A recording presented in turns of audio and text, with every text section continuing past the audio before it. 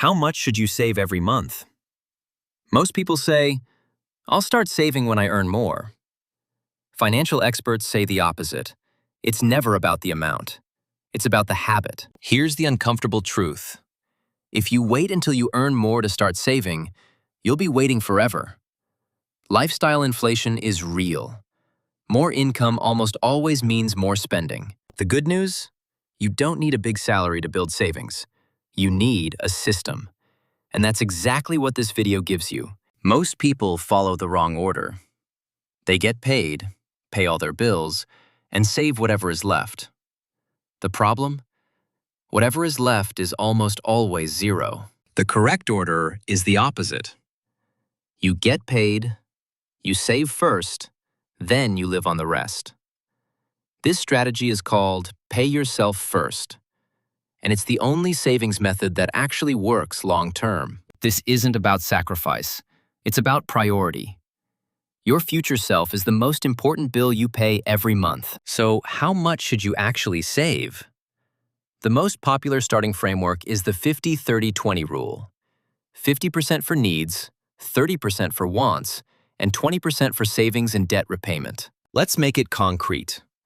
If you earn $3,000 a month, 20% is $600 saved every single month.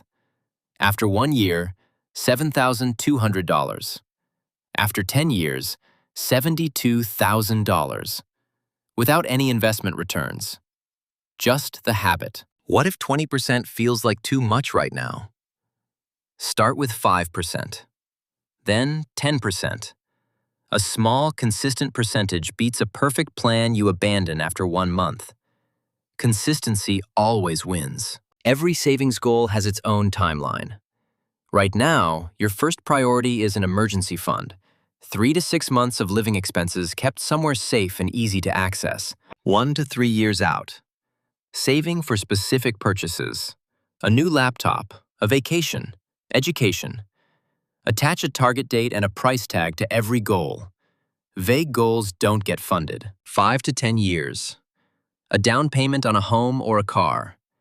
At this horizon, it actually makes sense to invest your savings rather than just leave them in a bank account. 20 to 30 years. Retirement. The goal is to save 25 times your annual expenses, known as the 4% rule.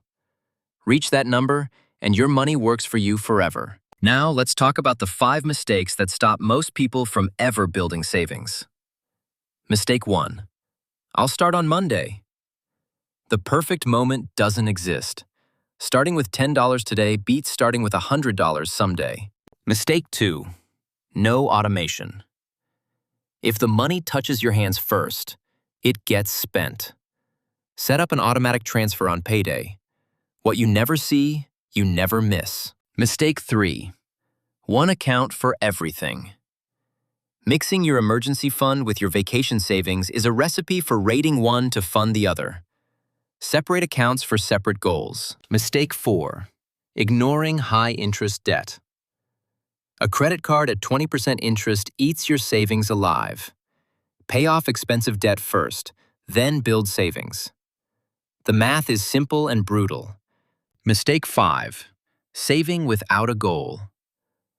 I'm just saving generally almost never works. You need a specific target, a number, and a date. That's what turns saving from a chore into a mission. Mistake 5. Saving without a goal. I'm just saving generally almost never works. You need a specific target, a number, and a date. That's what turns saving from a chore into a mission. Ready to start? 4 steps. Step 1. Look at your last 30 days of bank statements and write down exactly what you spend each month. No judgment, just data. Step 2. Choose your percentage, even just 5%. Step 3. Open a separate savings account, not the one you use for daily spending. A different account, ideally one that's slightly inconvenient to access. Step 4. Set up an automatic transfer for payday. Then, forget about it. Let it run. This is the step that separates people who talk about saving from people who actually do it. Here's what to remember. Start with any amount. Pay yourself first. Use the 50-30-20 rule. Automate the transfer. Keep separate accounts for separate goals. And above all, be consistent. If this helped, hit like, subscribe, and tell me in the comments, what percentage are you starting with? See you next time!